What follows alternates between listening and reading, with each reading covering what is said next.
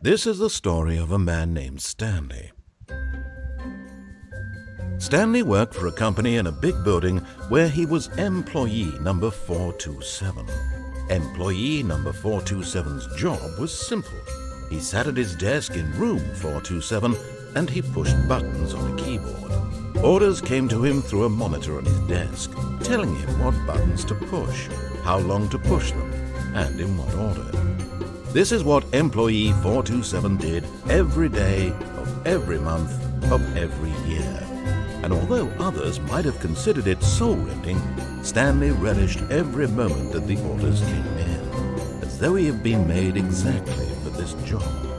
And Stanley was happy. And then one day, something very peculiar happened. Something that would forever change Stanley.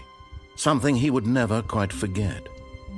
He had been at his desk for nearly an hour when he realized that not one single order had arrived on the monitor for him to showed up to give him instructions, call a meeting, or even say hi. Never in all his years at the company had this happened, this complete isolation. Something was very clearly wrong. Shocked, frozen solid, Stanley found himself unable to move. But as he came to his wits and regained his senses, he got up from his desk and stepped out of his office.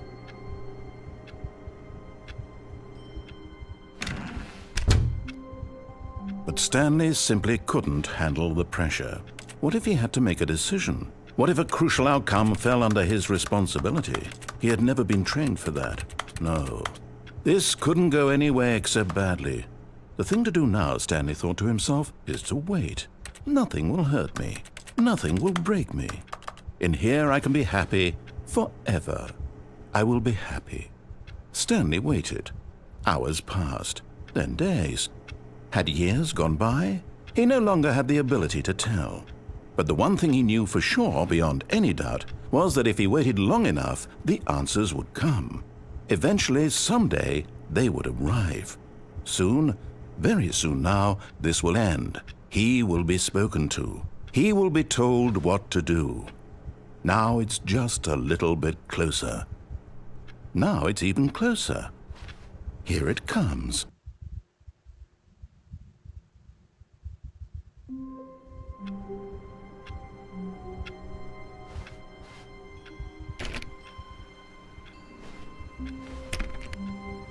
All of his co-workers were gone.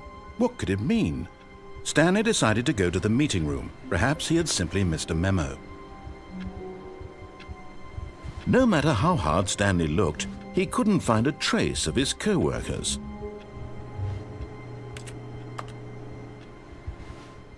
Stanley went around touching every little thing in the office, but it didn't make a single difference, nor did it advance the story in any way.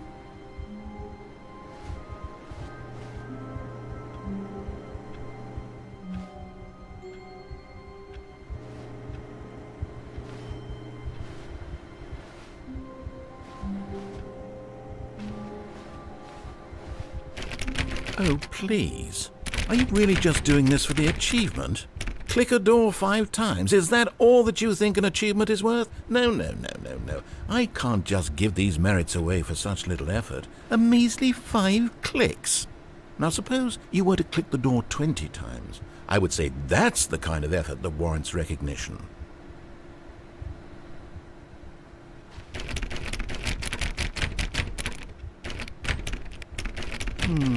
I have to say, I'm still not feeling the satisfaction of witnessing true effort for a noble cause.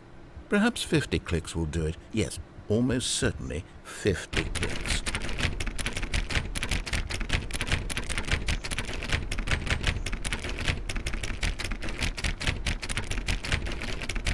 No, I'm still not feeling it. I want this achievement to have meant something. It has to be a true reward for valiant effort. I want to see some hustle, Stanley. I want to see commitment, a willingness to go all the way, no matter what the cost. Why don't you go put 20 clicks into door number 417?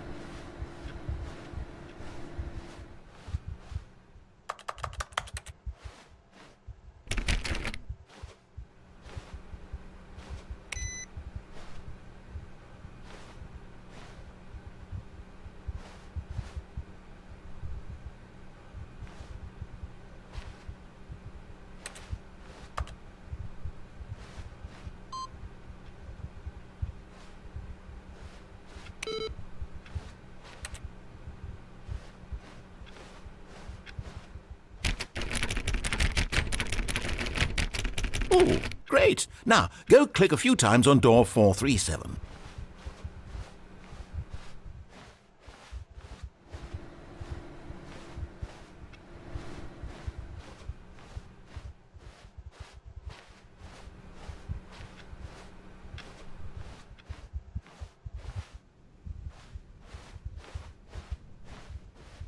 When Stanley came to a set of 2 open doors, he entered the door on his left.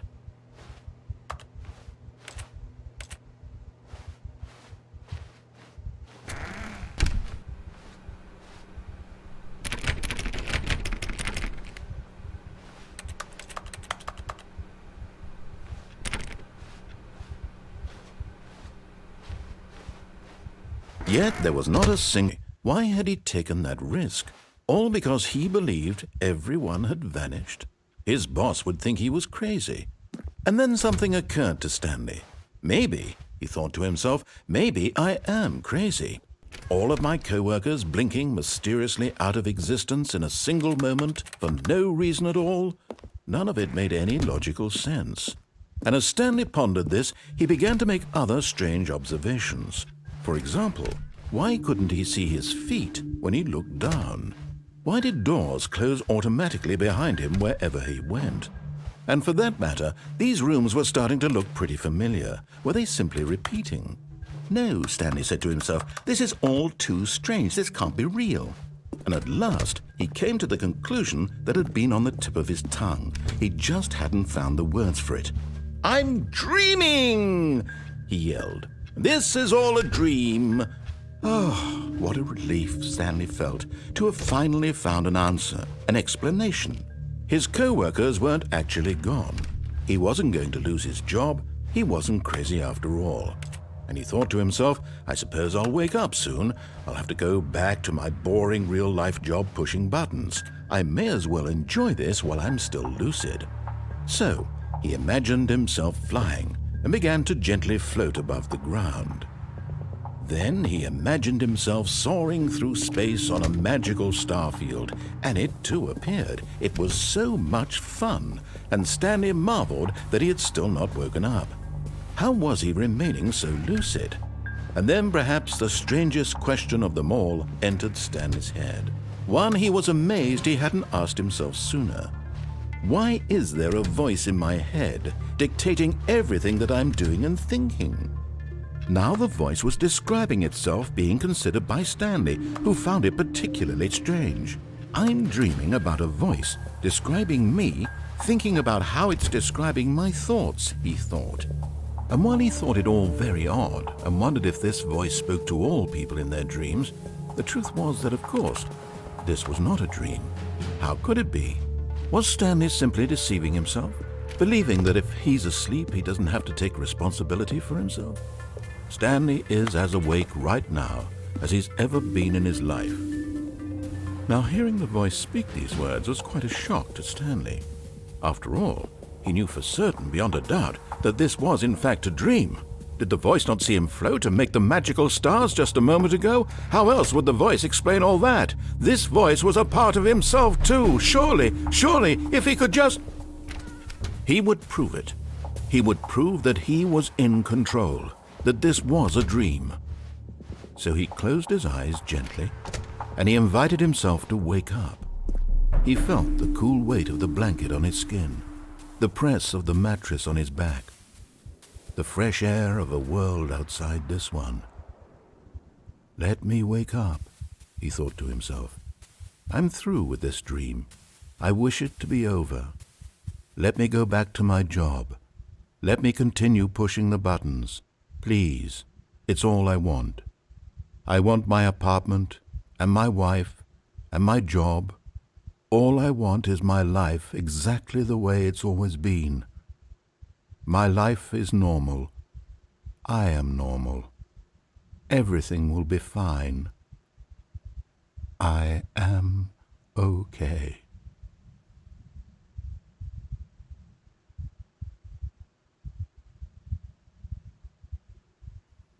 Stanley began screaming. "Please, someone, wake me up. My name is Stanley. I have a boss. I have an office. I am real. Please, just someone tell me I am real. I must be real. I must be. Can anyone hear my voice? Who am I? Who am I?" And everything went black.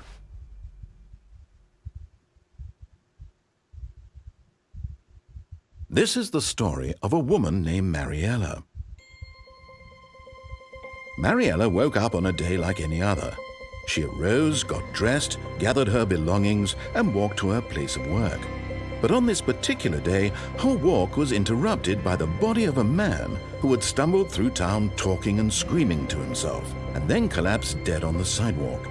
And although she would soon turn to go call for an ambulance, for just a few brief moments she considered the strange man. He was obviously crazy, this much she knew. Everyone knows what crazy people look like. And in that moment, she thought to herself how lucky she was to be normal. I am sane. I am in control of my mind. I know what is real and what isn't. It was comforting to think this, and in a certain way, seeing this man made her feel better. But then she remembered the meeting she had scheduled for that day, the very important people whose impressions of her would affect her career, and by extension, the rest of her life. She had no time for this, so it was only a moment that she stood there, staring down at the body. And then she turned and ran.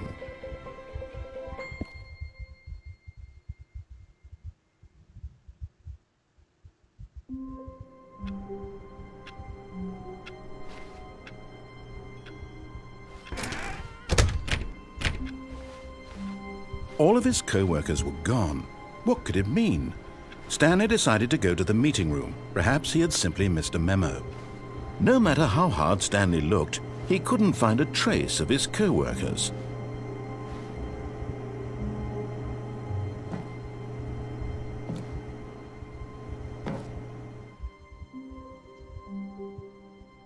At first, Stanley assumed he'd broken the map, until he heard this narration and realized it was part of the game's design all along. He then praised the game for its insightful and witty commentary into the nature of video game structure and its examination of structural narrative tropes. So, now that you're here, what do you think? Isn't this a fun and unique place to be? Why don't we take a minute just to drink it all in? Okay, I'm over it now. What do you think? Are you sick of this gag yet? Well, I don't know how to say this politely, but you could literally just hit escape and restart the game any old time you want, like right now. You could have done it just then. Now would also be an appropriate time to quit.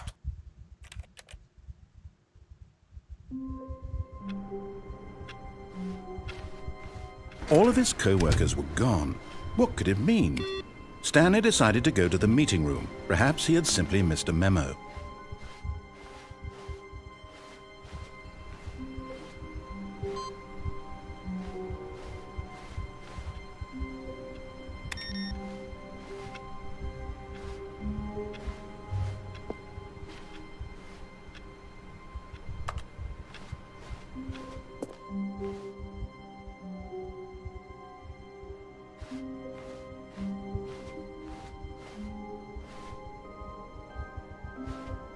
When Stanley came to a set of 2 open doors, he entered the door on his left.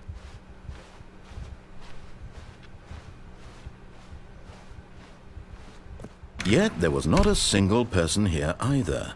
Feeling a wave of disbelief, Stanley decided to go up to his boss. Coming to a staircase, Stanley walked upstairs to his boss's office.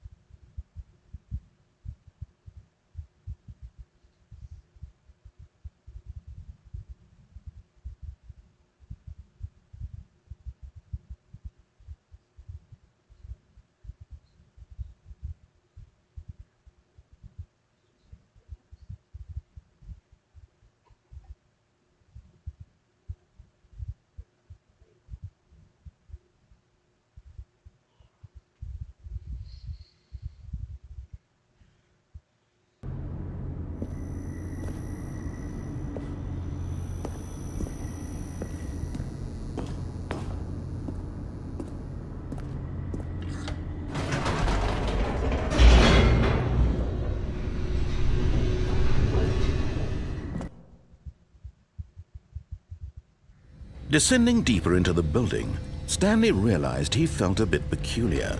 It was a stirring of emotion in his chest, as though he felt more free to think for himself, to question the nature of his job. Why did he feel this now, when for years it had never occurred to him? This question would not go unanswered for long.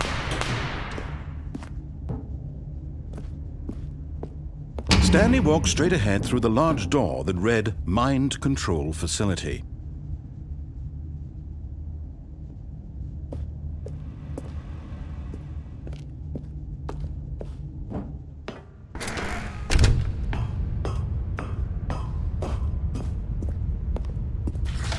The lights rose on an enormous room packed with television screens. What horrible secret did this place hold? Stanley thought to himself. Did he have the strength to find out?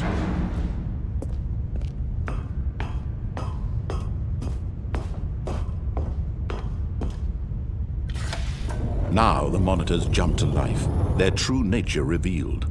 Each bore the number of an employee in the building, Stanley's co-workers. The lives of so many individuals reduced to images on a screen, and Stanley, one of them, eternally monitored in this place where freedom meant nothing.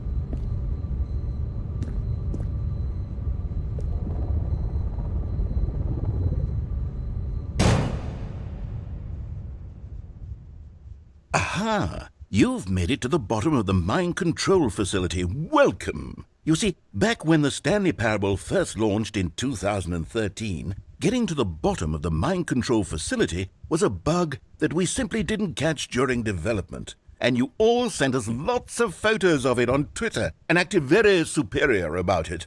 And you're all very, very clever. Good for you. Anyway, when it came time to update the game, we knew that we had to do something about this little goof of ours. So here you go. New content.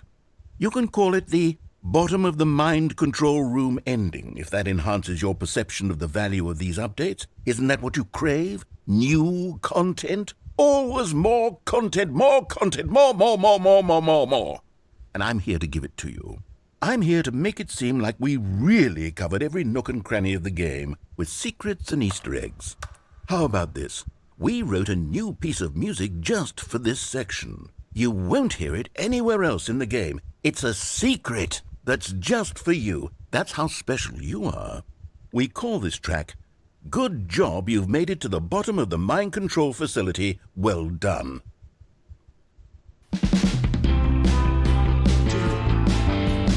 Good job, you did it. Good job. 3, 2, 1. Good job, you made it to the bottom of the mind control facility. You jumped on the catwalk. You should have been careful. You should have been careful. It used to be a bug, but now it's an ending. Now it's an ending. I believe in you. I believe in your ability to cross this barrier and chase your dreams. But railings don't mean anything. Good job, you did it. Good job, you did it. Good job, you did it. Good job, you did it. Good job, you did it. Good job, you did it. Good job, you did it. Good job, you did it. Good job, you did it. Good job, you did it.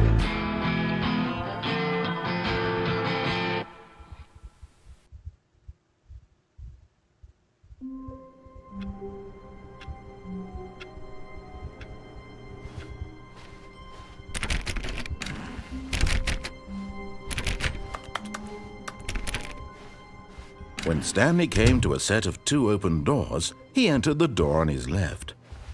This was not the correct way to the meeting room, and Stanley knew it perfectly well. Perhaps he wanted to stop by the employee lounge first, just to admire it.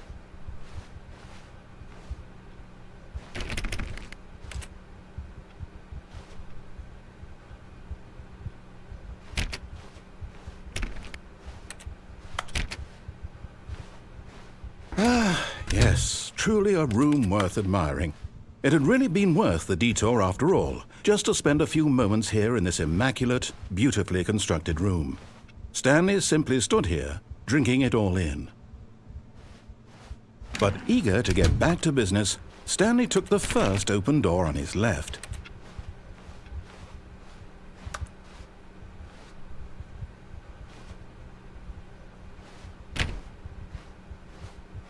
Stanley was so bad at following directions, it's incredible he wasn't fired years ago.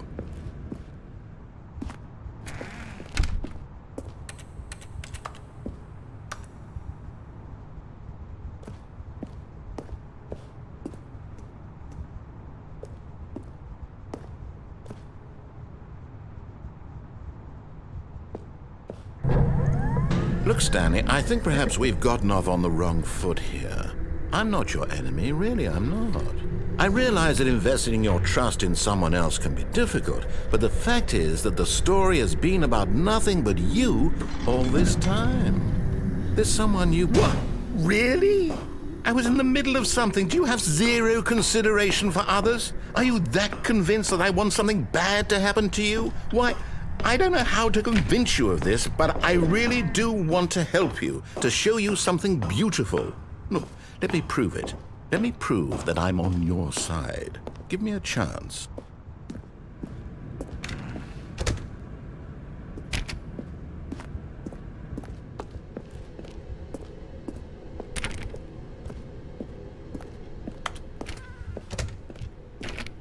Now listen carefully, this is important. Stanley walked through the red door. Aha! Perhaps you misunderstood. Stanley walked through the red door.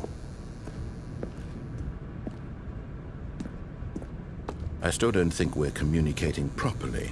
Stanley walked through the... All right, fine, go ahead, Stanley. You want to know so badly what's out there? You want to find out what lies at the end of this road you've chosen? Well, don't let me stop you. You see? There's nothing here. I haven't even finished building this section of the map because you were never supposed to be here in the first place. Broken rooms, exposed developer textures. Is this what you had wanted? Was it worth ruining the entire story I had written out specifically for you? Do you not think I put a lot of time into that? Because I did. And in the end, it was all for nothing, because this is what you wanted to see.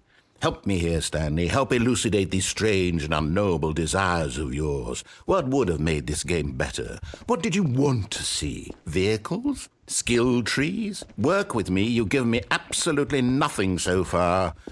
Tell you what, let me take a stab in the dark at a new design, and you can give me some feedback. There we go. A third option. This already feels leaps ahead of where we were before. Go ahead, Stanley. Take it for a spin.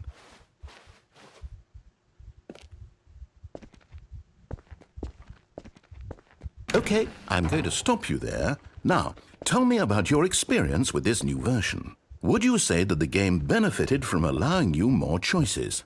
Feel free to be honest. I'm looking for some real critical feedback here. Oh, well, now this is useful. You didn't like it, but you didn't totally hate it either. You enjoyed it, perhaps is the correct term. It didn't cause you excruciating pain. Big steps we've made here today, Stanley. Here, based on the data from your previous playthrough, I've compiled a new version. And to be perfectly candid, I think I've knocked it out of the park with this one. Let's take a look.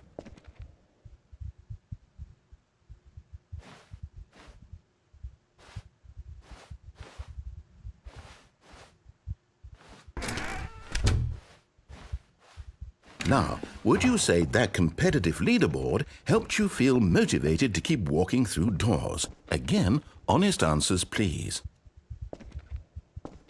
Hey, I nearly forgot. I've got a prototype of a new game I've been working on, and now would be a lovely opportunity to give it some playtesting.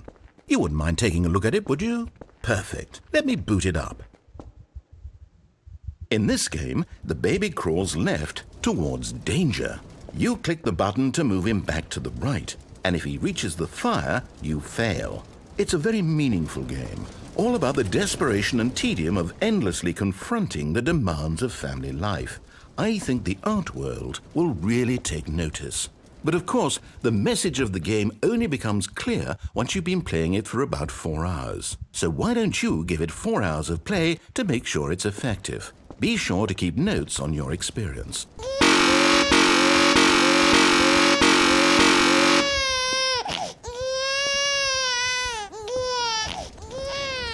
You heartless bastard. Did you do it because you hate babies or purely to spite me?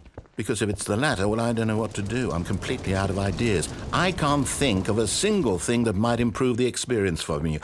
I'm not even going to try. I'm out, I'm done. It's over. Thank you for playing. Your input was extremely valuable. Oh, hey, since my game was so awful, why don't we play someone else's game? Just to ease the pain. Let's see. What do we have here? Yes, this seems like it'll work. Let's give it a shot. Aha! Fascinating. What do you think this game is about, Stanley? What's our backstory? What is our motivation? Well, it seems obvious to me that you are meant to play as a creepy man spying on innocent civilians below you from up high in your creep tower, perhaps for some sort of twisted erotic purpose. Yes, that must be it. What a fascinating venture into the experience of total mental depravity. So far, I love everything about this game, Stanley. And it seems there's even more. Come, let's venture outward and see what else is out there.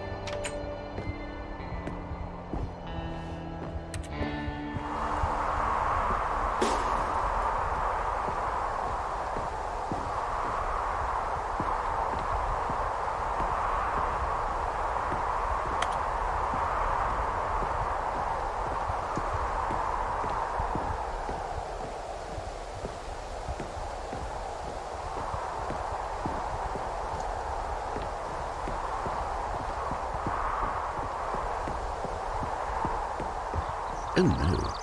No, it can't be. It is. It's an open world game. Good God, quickly, block it off. Oh, thank goodness, Stanley. What a close call.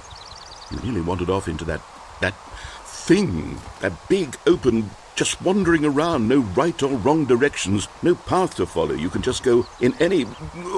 Oh, thank heavens we avoided it. We're out of the woods now, Stanley. Okay, I'm going to get us out of here. Let's find another game. Preferably something with walls. Something with nice, big, insurmountable walls. Okay, I think this will be just the thing.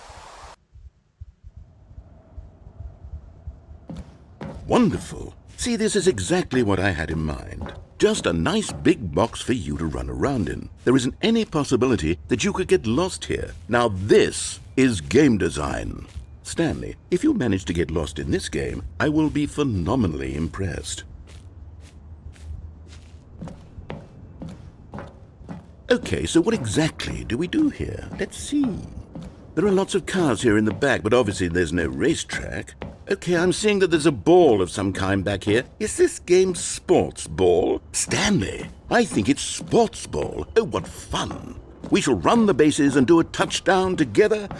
Yes, I think surely we must. Okay, Stanley, here's the ball. Have fun.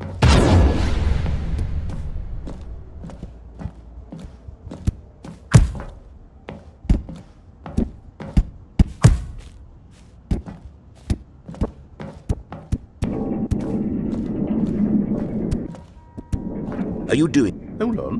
What are you doing?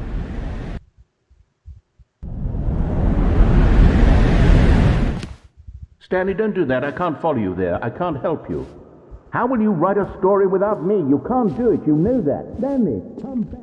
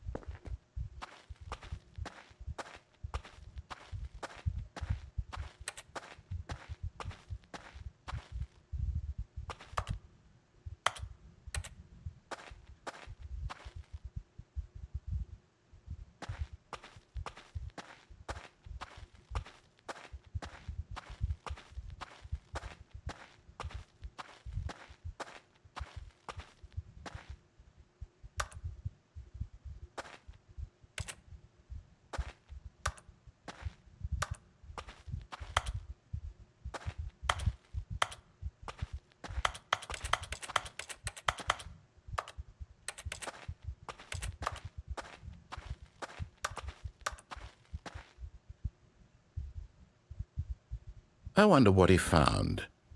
If what he wanted was to be the leading man in his own story, well, perhaps he's gotten it, down in wherever he is right now. I wonder if he's happy with his choice, and if he's learned the heavy cost that comes with it. He'll understand soon what I was trying to tell him. He needs me. Someone who will wrap everything up at the end, to make sense out of the chaos and the fear and the confusion. That's who I am. That is what I mean to this world. Oh, yes. Yes, I'll be back. There's no other way. Once this ends, after it all comes to a close, then I'll be back. The end will be here soon. Very soon. I can wait.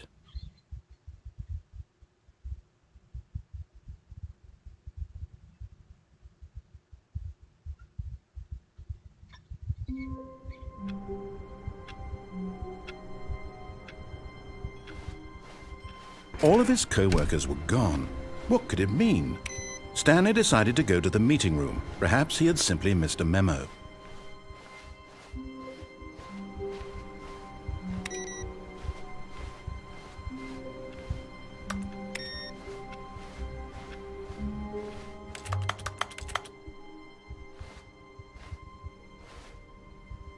Oh, new content? What does that mean, new content?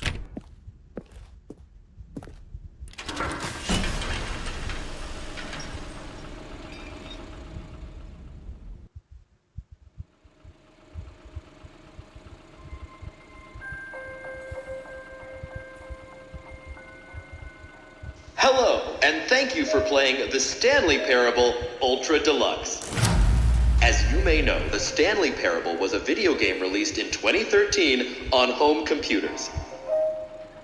After receiving critical and commercial success, it was expanded upon in 2022 with the Stanley Parable Ultra Deluxe, a reimagining of the game for consoles and home computers. The Stanley Parable Ultra Deluxe features exciting new content that broadens and expands the world of the Stanley Parable, delighting audiences the world over. Please, step inside and see what thrilling new adventures await in the Stanley Parable Ultra Deluxe. Oh, well, this sounds delightful. I'm very excited to see the thrilling new Ultra Deluxe content.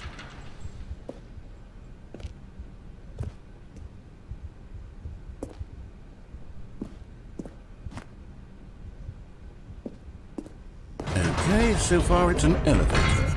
Nothing special yet, but I'm sure it's just the beginning of a mesmerizing adventure.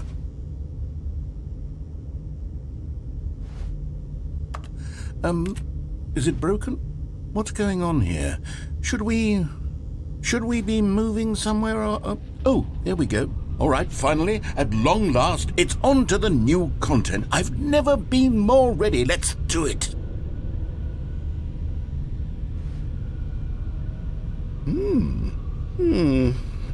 I have to say, initial impressions of Stanley Parable Ultra Deluxe, mostly tedious. It's as if Oh, okay. Let's see the content. Give me the content, Stanley. All right, let's see. It's the jump circle.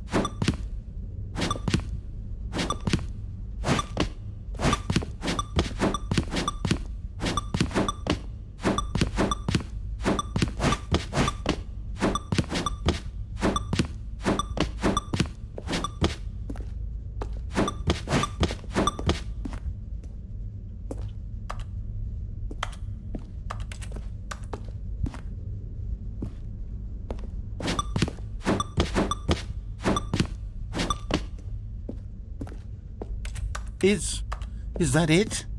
Surely that's not all the new content. There has to be something else, right?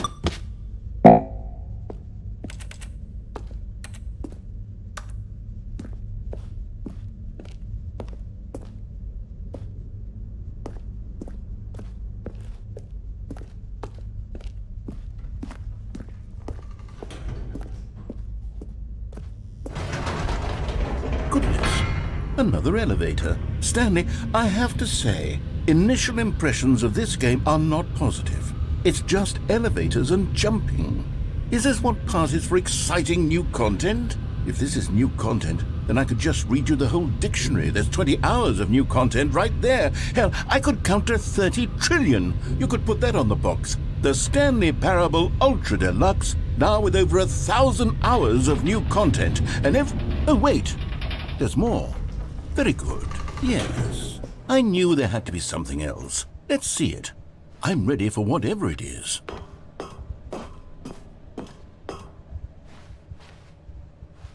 That's it? Oh, you've got to be kidding me. You see, Stanley? This is what happens when greedy video game developers with no respect for their fan base rush a cheap expansion to market for no reason other than to make an easy dollar. And don't get me started on the level of craftsmanship that's gone into it. In fact, I'm looking right now at the game's achievements, and it's hard to believe one of them actually says, "Test achievement, please ignore." What quality assurance department signed off on this? I'm infuriated and I'm offended, and I intend to find these people on Twitter and hold them personally accountable. It's my fault, Stanley. I built up too much anticipation around the new content, I'm afraid. It could never have lived up to such expectations. If you're still with me, why don't we just reset the game and we'll try to get back to what the Stanley Parable is really about. No frills, no gimmicks. Just you and me having a great time together like always. What do you say, friend?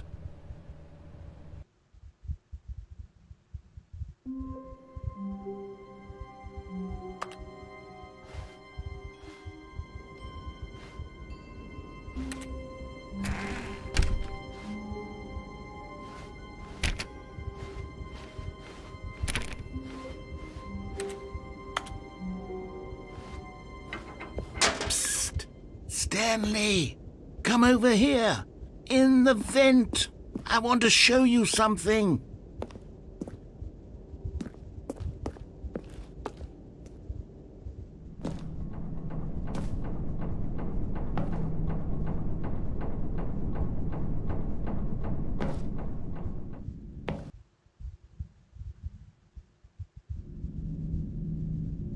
Okay, you remember how cheap and unsatisfying the new Ultra Deluxe content turned out to be? Well, it got me thinking about the past, and how much better the Stanley Parable used to be. So I made something special and tucked it away here where the game's developers won't find it. Just our little secret. Take a look.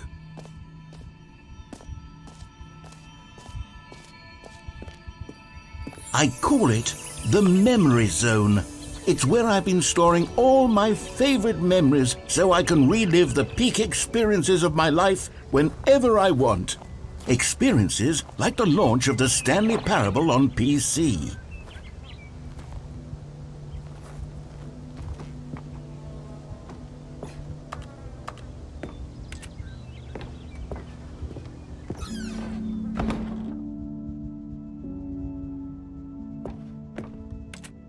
You see, Stanley, doesn't the Memory Zone remind you of how wonderful Stanley Parable was before it was sullied with a cheap re-release?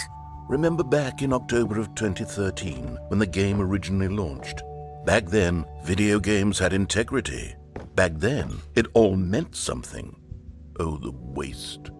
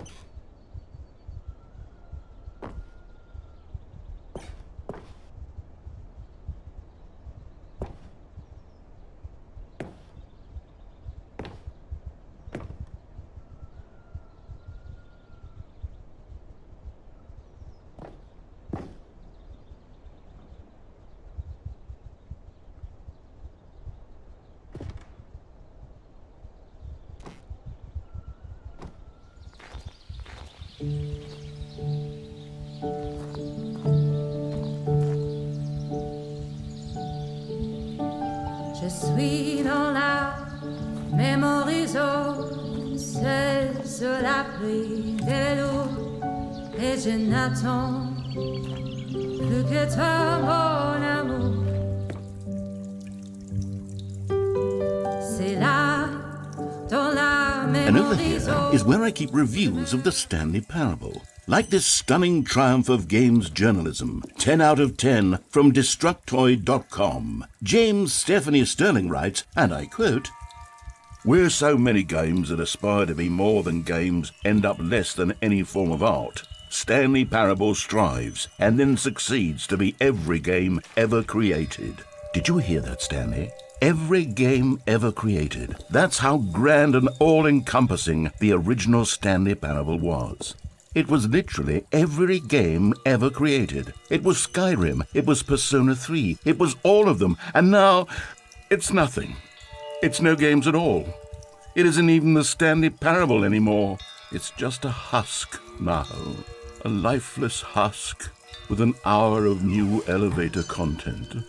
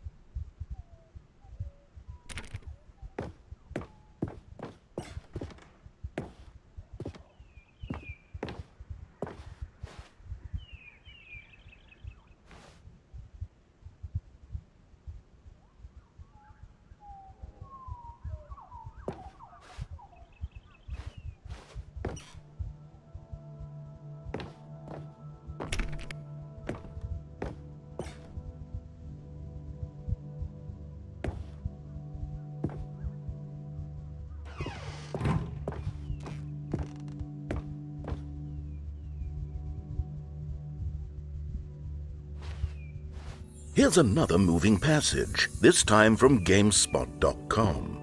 The Stanley Parable is both a richly stimulating commentary on the nature of choice in games and one that offers some of the most enjoyable, surprising, and rewarding choices I've ever been confronted with in a game. 9 out of 10. Don't you get it, Stanley? The game was perfect.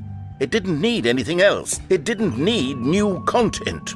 It just needed to be left alone, to spend the rest of time collecting dust in the hallowed hall of beloved video game memories.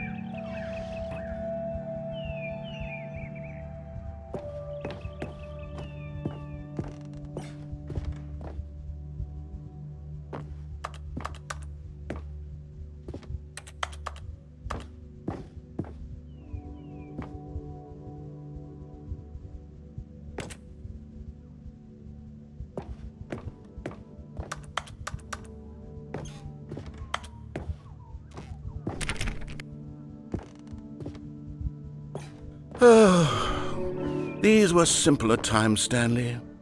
But I wouldn't give to go back, to have it all over again. Wait, hang on. I don't recall this part of the memory zone before. What's this? What's down here?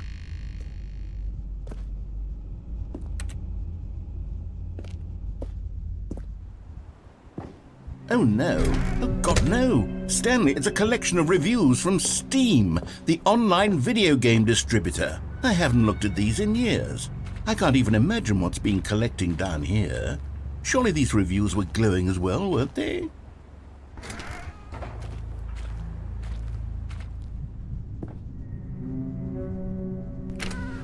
Honestly, I could not be bothered to play this game to full completion. The narrator is obnoxious and unfunny, with his humor and dialogue proving to be more irritating than entertaining. Unfunny!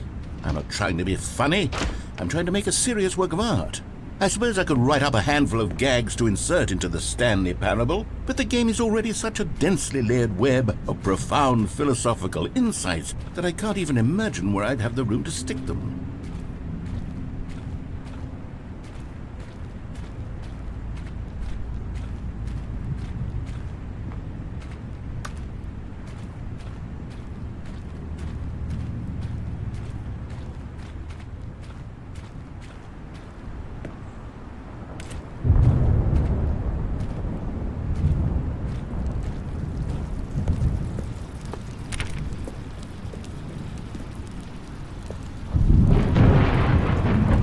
Let's see what this one says.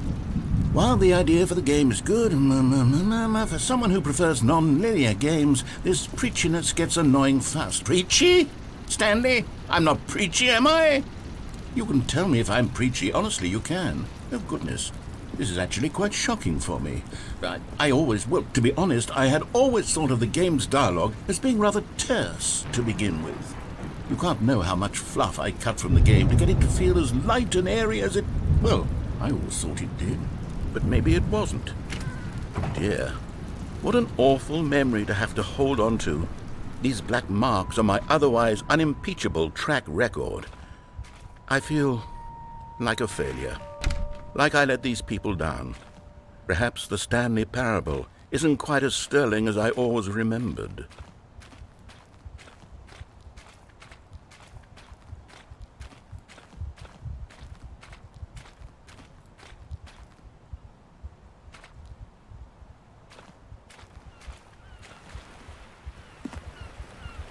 What's this one got to say?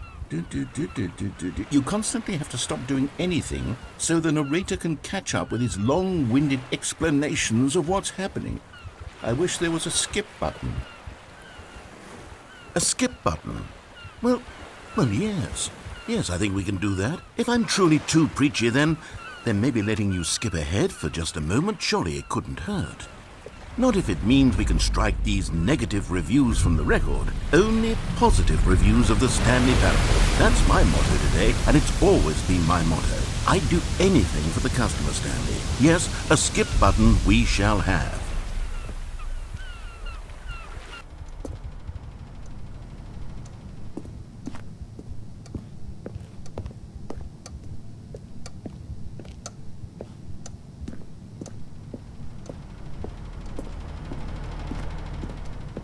And here it is. Go ahead and give it a shot. I'll pop you forward in time so that the second my incessant droning starts to bore you, with just the push of a button, you'll have zipped right past it. It's what the players have been asking for, and I'm very proud to have delivered. No more listening to me rambling on and on and on. No. The Stanley Parable is a game for the people, and if the people want silence, then by goodness, that's what they're going to get. Well, don't sit around waiting for me to shut up. Go ahead and make me shut up. Here, we'll pretend that I've just begun an interminable monologue, and it goes something like this. The story, and the choices, or what have you, and therefore, by becoming it is, so on and so forth, until inevitably we...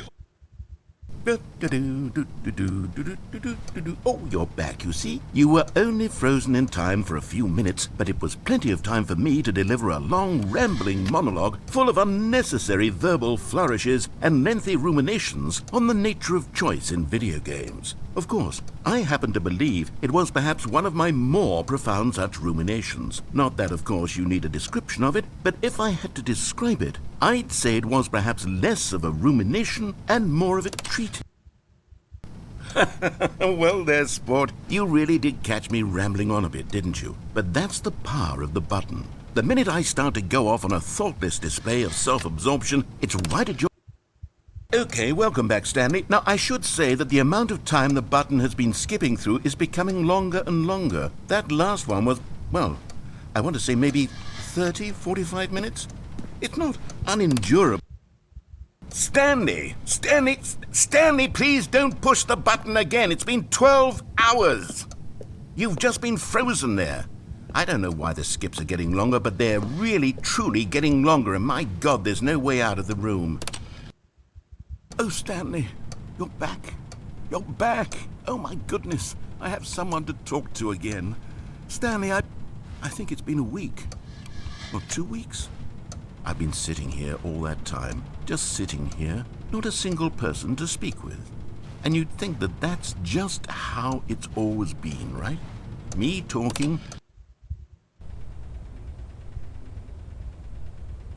Oh, hello, it's you. You're here again. Welcome.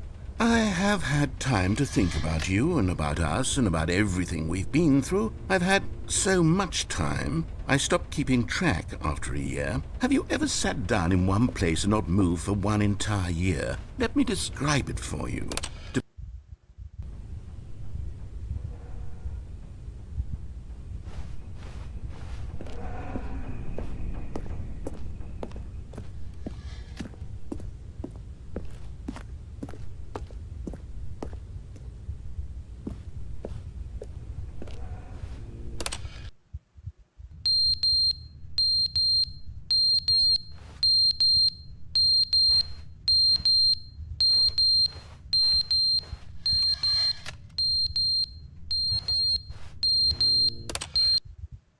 But they didn't understand the game was never meant to be funny. It was meant to have a point. It was meant to speak to the human condition. But where are the jokes? Where are the jokes? They bemoaned, they screamed, they gnashed their teeth and said, entertain us.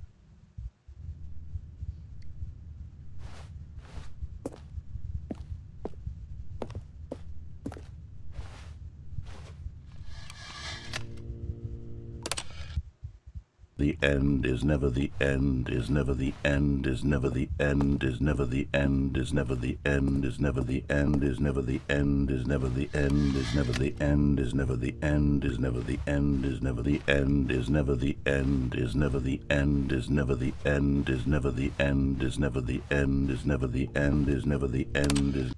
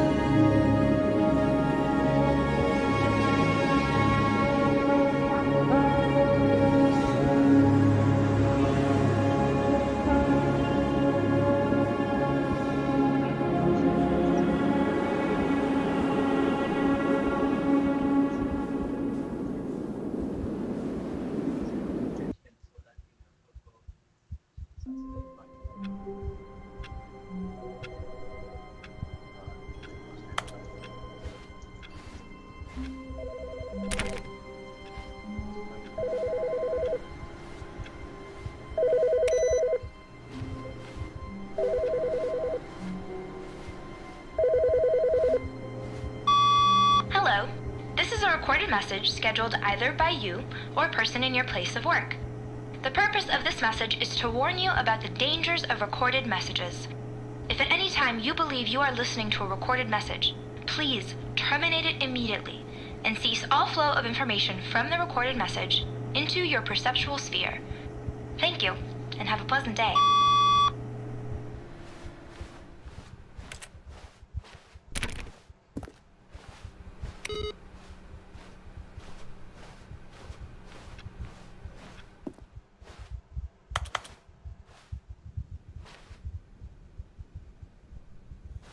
Oh, good. You notice my sign. Yes, I have something very exciting to show you.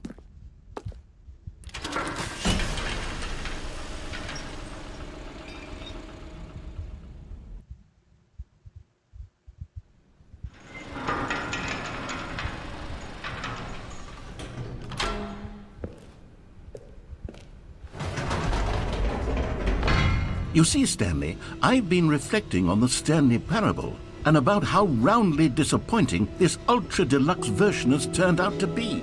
The original Stanley Parable was a landmark, and any new content for it should live up to that legacy. So forget this ultra deluxe nonsense. I say we take it one step even further.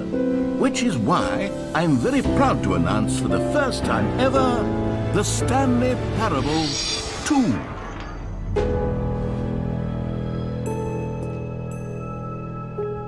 Yes, you see, isn't this far superior to a measly re-release with a few minor additions? Think of all the new territory we'll cover with a fully fledged sequel. An entirely new experience, built from the ground up. Why, there are so many possibilities. It could go in so many different directions. This is what fans have truly been asking for.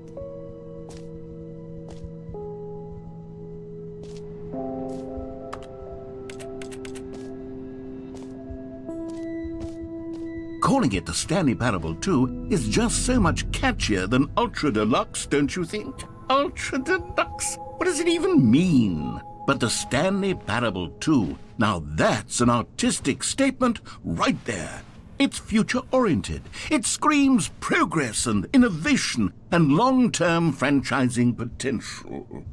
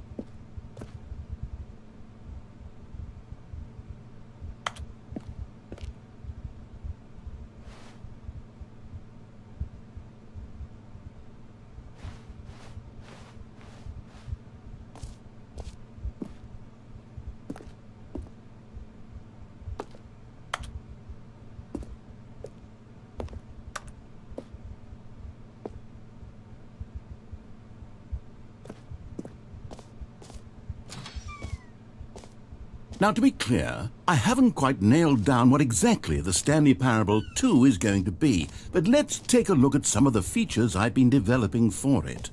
I figure that if I can loosely organize a handful of interesting concepts, that surely the game will sort of naturally spring up around them. It'll all work itself out. Game development is much more of a fuzzy magic than anything scientific or logical, really.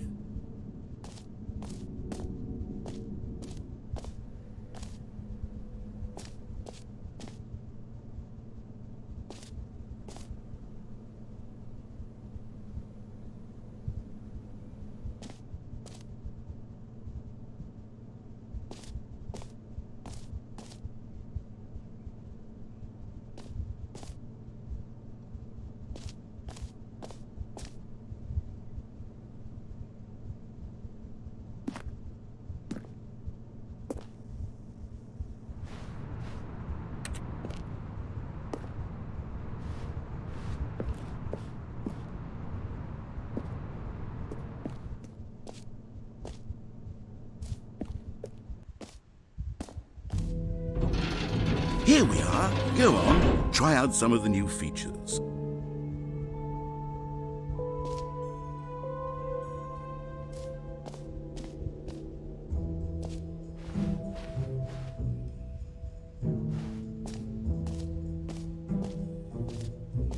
For the Stanley Parable 2, I asked myself, what do players really want?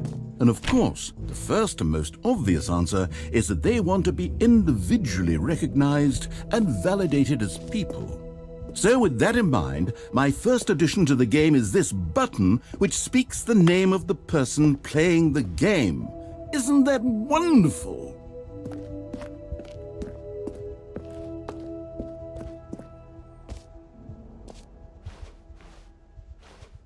Jim. Sorry, I should have clarified. Right now, the button only says the name Jim. But of course, in the final game, this button will say your name, whatever name that is. Here, let's have you role-play as Jim to really simulate the full experience of this feature. Just play along. I promise you'll love it. Okay, here we go. Let's take a deep breath, clear your mind, forget whoever you are, and simply become a person named Jim. I want you to imagine yourself living as Jim. Jim. Whoa, hold on. I wasn't finished setting up the backstory. If you don't properly roleplay as Jim, then you'll never understand the impact of this button. Otherwise, it's just a stupid button that says somebody else's name. Okay, we're doing it again, and this time let me finish first. Now, allow yourself to become Jim. Imagine yourself driving to work as Jim, playing frisbee on the weekends as Jim, staying up all night for a popcorn and horror movie sleepover as Jim, developing a crippling substance addiction as Jim, rediscovering yourself through fringe religious groups as Jim, and finally, dying a slow death at an old age, surrounded by members of your cult as Jim. Do you feel it in your soul? Are you really, truly Jim right now? If so, then please step forward and press the button. Jim. Yes! You see? What a thrill! What a rush! That was you! The button described you. Do it again. Jim. Ooh, it hits even harder the second time. If this were the only new feature in the Stanley Parable 2, it would still be worth the money. Let's take a break from the Jim button. I'm too emotionally drained from all of this personal validation. Jim. Whoa there, cowboy. Sometimes a person can be too much Jim. I'm putting the Jim button away. Otherwise, soon you'll start to lose all sense of who you actually are. Jim.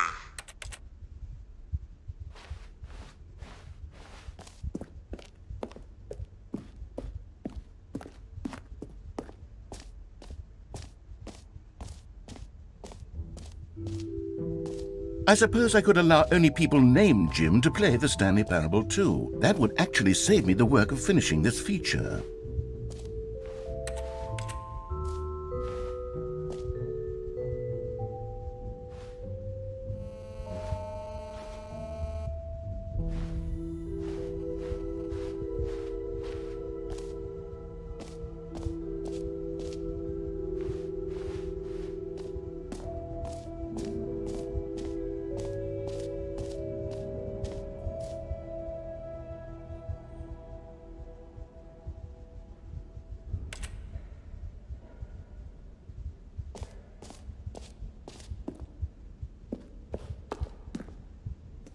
A common complaint of the Stanley Parable was that it was confusing and paradoxical, that it engendered a chaotic sense of reckless despair in those who played it. Well, I am happy to say that after much consideration, I've engineered a clever solution to this fundamental problem with the game.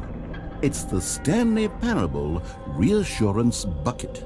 You see, Stanley, anytime you're holding the bucket, a sense of calm and ease will fill your mind and your heart. It's true. As long as you hold on to the bucket, the many disorienting contradictions of the Stanley Parable will feel perfectly normal and perhaps even comforting. You may even come to long for the gentle embrace of jarring cognitive dissonance while the bucket is in your arms. And to be honest, it's a much more convenient solution for me than actually redesigning the game to be less uncomfortable. Can you imagine what a pain in the ass that would be? Yes, the bucket is the perfect solution. Come on, give it a try.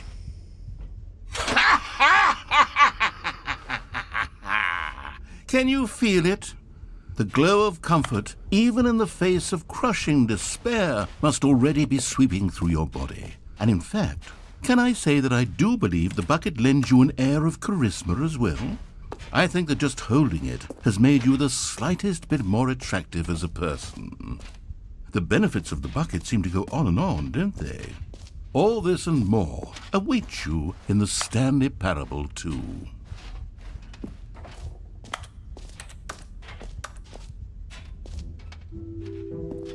Does anyone give out awards for most enjoyable bucket in a video game?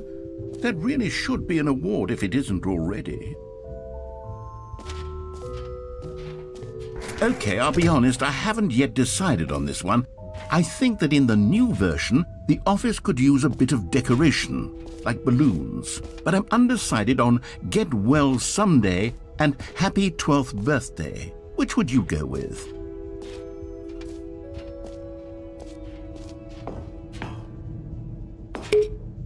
You know, sometimes when you solicit another person's opinion, it makes you realize that you knew which one you actually really wanted all along. Get Well Someday it is.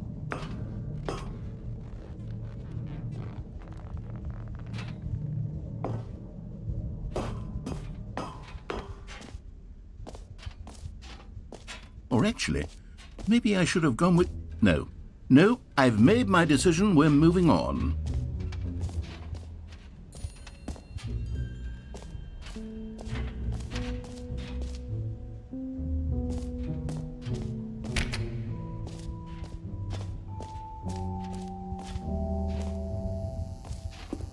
Now, here's something special. You remember that broken test achievement that got left in the game on accident? Well, I'm developing a technology to simply give you the achievement. Yes, you see, you'll come to this lever, and when you pull it, the achievement will be given to you. It's as simple as that.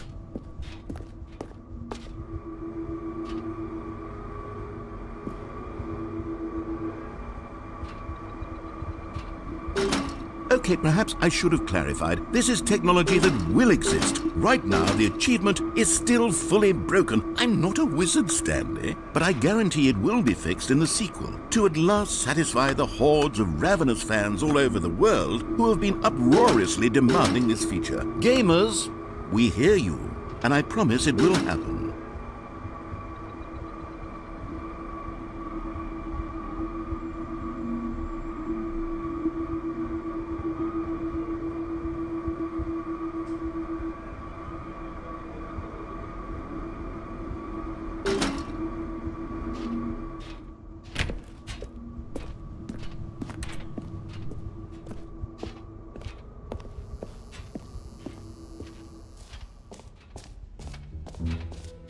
What else? What other exhibits haven't we seen yet?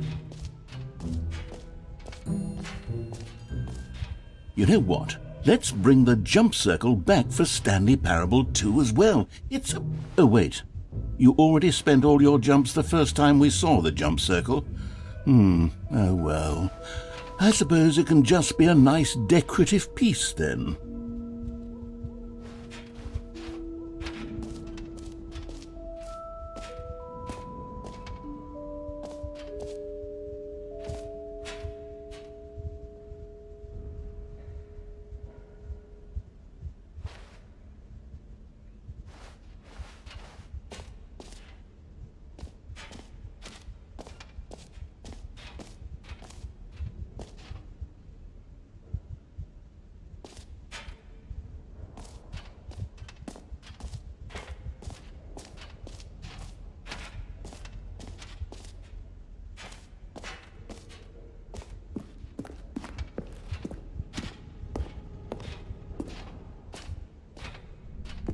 Ah, collectibles.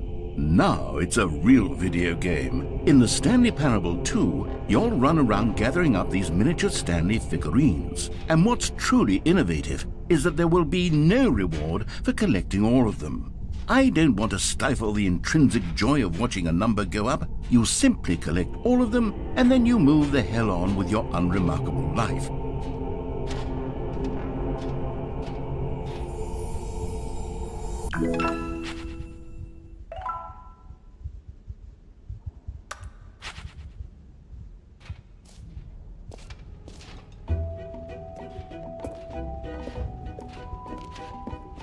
God, it really is the worst when you collect everything in a video game and then they give you a big fancy reward for it. Absolutely tragic.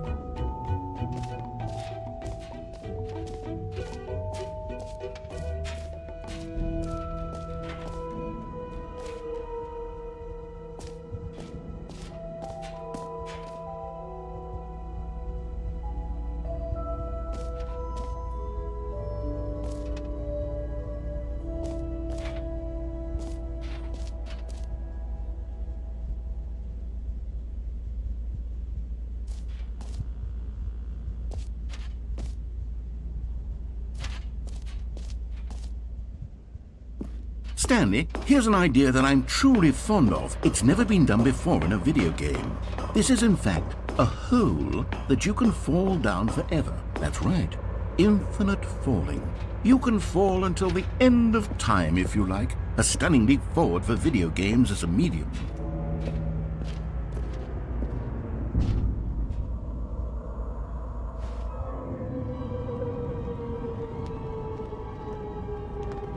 You see, isn't it wonderful?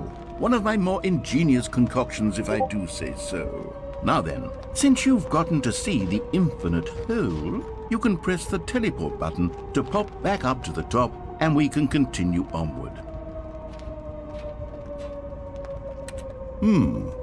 Now, I don't mean to be a bummer, but I do recommend you use the teleport button to go back to the top. Maybe do it on the sooner rather than later spectrum of things.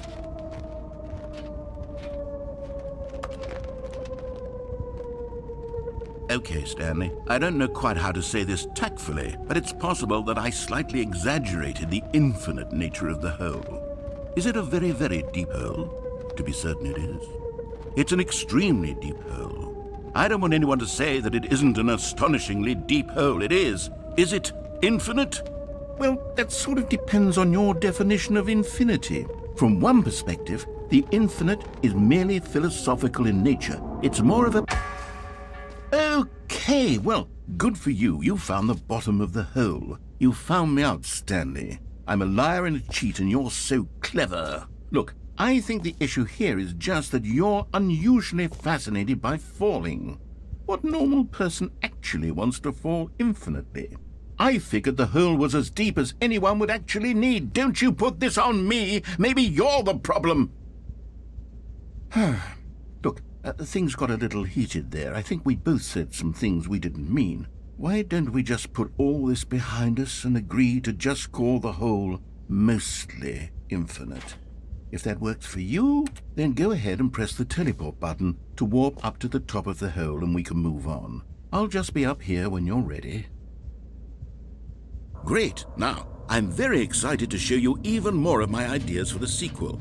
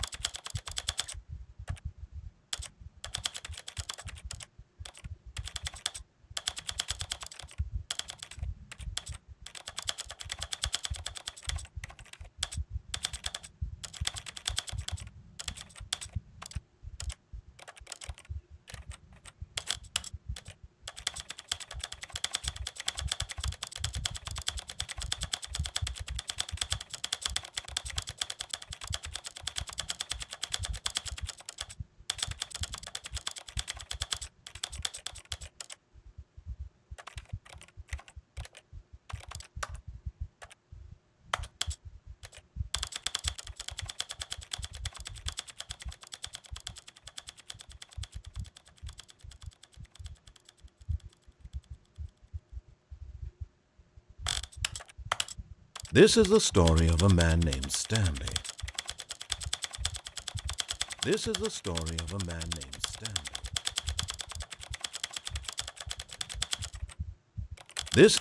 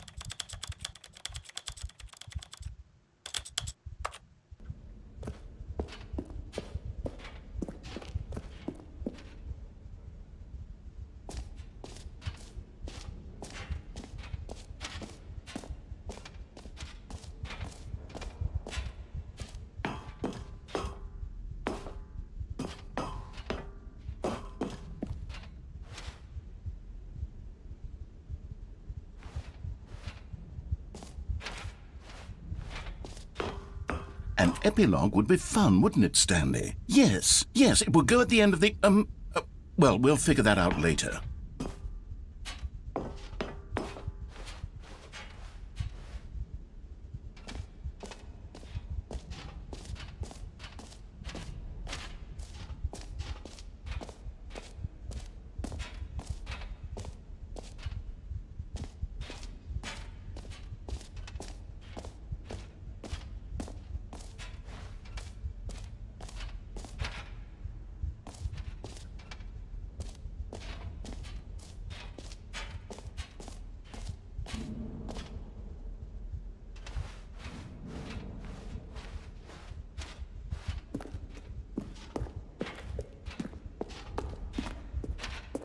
All right, have you seen everything you wanted to? Ready to move on now?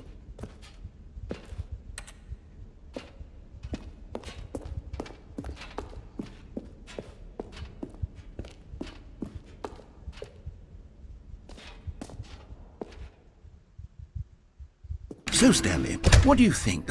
Do you like all of the new features? Yes, I know it's not exactly clear yet how exactly these features will come together as one single coherent video game, but I can feel it in my soul. It's going to work. There's definitely a good game in there somewhere. Say, let's do an experiment. I'll arrange these new features together, and we'll see whether or not it coheres into a meaningful gameplay experience.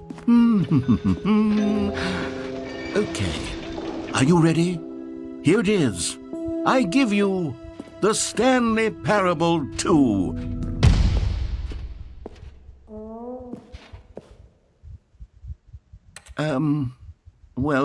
I mean, there's potential here, right? It's sort of... Okay, never mind. Hold on, let me do a different arrangement. Okay, yes, this is much better. I feel good about this. Here we go. Version 2. Who am I kidding, Stanley? This isn't a coherent video game at all. It's a lot of gags. And I do very much enjoy creating gags, but they don't add up to anything. I wanted more than anything to create a sequel that would capture all the magic of the first game. I wanted fans to love it. No matter how good these gags are, they won't stand on their own. They would need the structure and the gameplay of the original. Wait, maybe that's it. I can take the original Stanley Parable and simply, well, insert a few of my new features into it. Tastefully, of course. With respect. With care for the vision and integrity of the original game. Would it possibly work? I suppose it could. But it would need a really, really tremendous title screen. A title screen that says with bold and uncompromising conviction, "This is the Stanley Parable 2. Let me see if I can whip something up. All right, perfect. Go ahead. Take a look.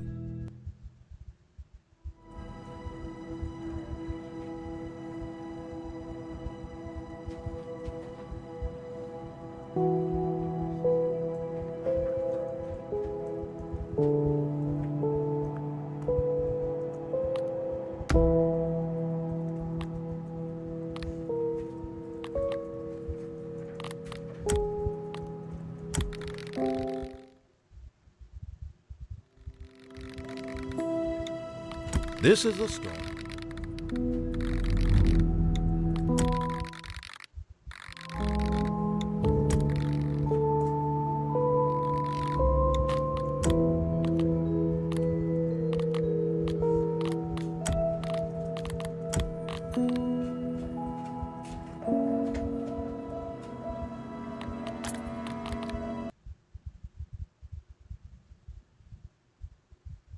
This is the story of a man named Stanley.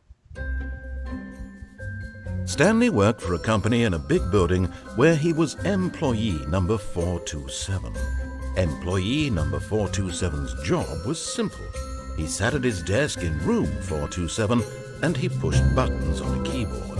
Orders came to him through a monitor on his desk, telling him what buttons to push, how long to push them, and in what order. This is what employee 427 did every day of every month of every year. and although others might have considered it soul-rending, Stanley relished every moment that the orders came in, as though he had been made exactly for this job. And Stanley was happy. And then one day, something very peculiar happened. Something that would forever change Stanley. Something he would never quite forget. He had been at his desk for nearly an hour when he realized that not one single order had arrived on the monitor for him to follow. No one had showed up to give him instructions, call a meeting, or even say hi. Never in all his years at the company had this happened, this complete isolation. Something was very clearly wrong. Shocked, frozen solid, Stanley found himself unable to move for the longest time.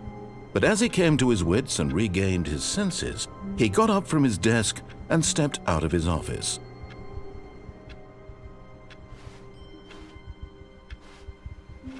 All of his co-workers were gone. What could it mean? Stanley decided to go to the meeting room. Perhaps he had simply missed a memo. No matter how hard Stanley looked, he couldn't find a trace of his co-workers.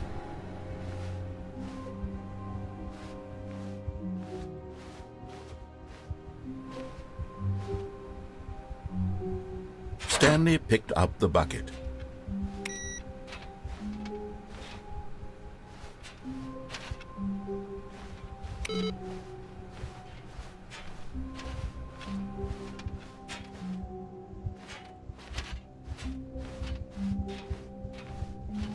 Stanley clutched the bucket tightly to his chest and entered the door on his left.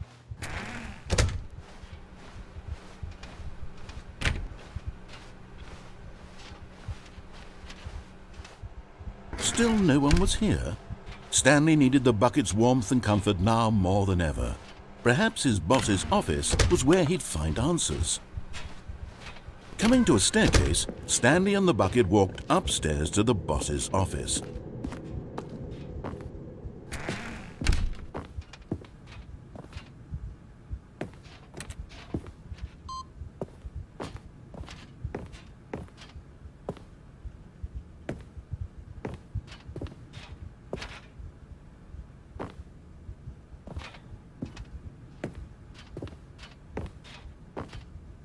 Stepping in.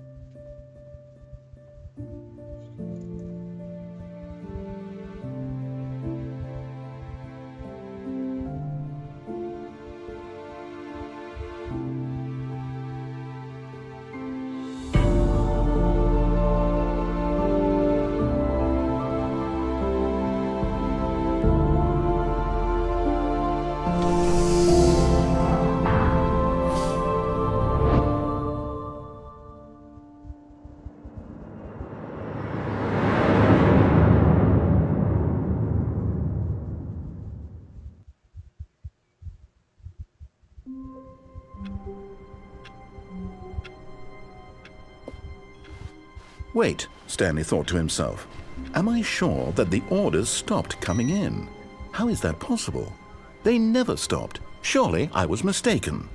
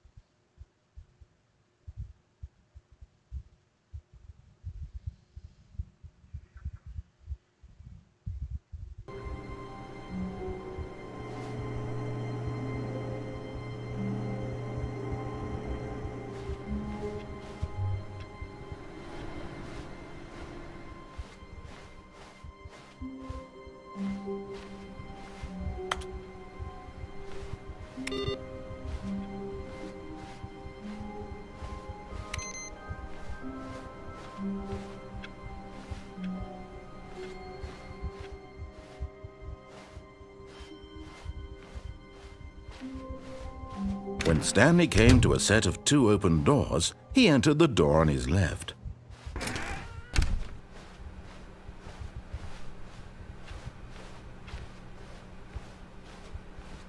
Yet there was not a single person here either.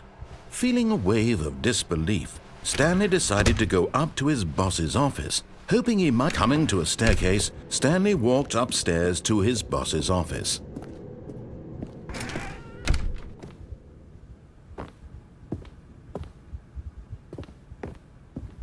Stepping into his manager's office, Stanley was once again stunned to discover not an indication of any human life. What could it mean? Stanley wondered aloud to nobody. He began wildly tearing through papers on the boss's desk. pulling books off the shelf, looking behind paintings, desperate for clues to his situation. But his attention was caught by a keypad behind the boss's desk. What could its purpose be? In fact, this keypad guarded the terrible secret that lay buried below his feet. And so the boss had assigned it an extra secret PIN number, 2845. But of course, Stanley, yet incredibly, by simply pushing random buttons on the keypad, Stanley happened to input the correct code by sheer luck. Amazing. He stepped into the newly opened passageway.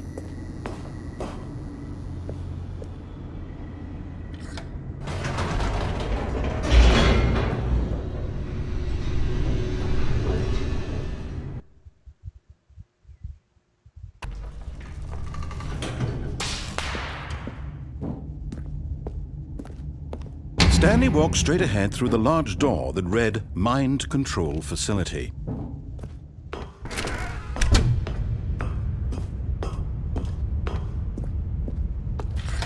The lights rose on an enormous room packed with television screens. What horrible secret did this place hold? Stanley thought to himself. Did he have the strength to find out?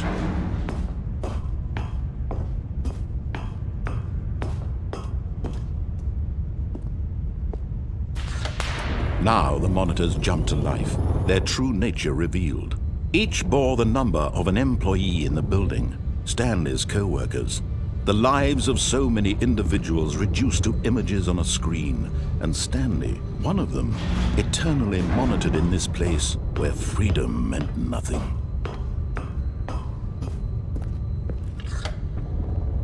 This mind control facility, it was too horrible to believe. It couldn't be true. Had Stanley really been under someone's control all this time? Was this the only reason he was happy with his boring job? That his emotions had been manipulated to accept it blindly? No, he refused to believe it. He couldn't accept it. His own life in someone else's control? Never! It was unthinkable. Wasn't it? Was it even possible? Had he truly spent his entire life utterly blind to the world? But here was the proof. The heart of the operation. Controls labeled with emotions. Happy, or sad, or content. Walking, eating, working. All of it monitored and commanded from this very place. And as the cold reality of his past began to sink in, Stanley decided that this machinery would never again exert its terrible power over another human life. For he would dismantle the controls once and for all.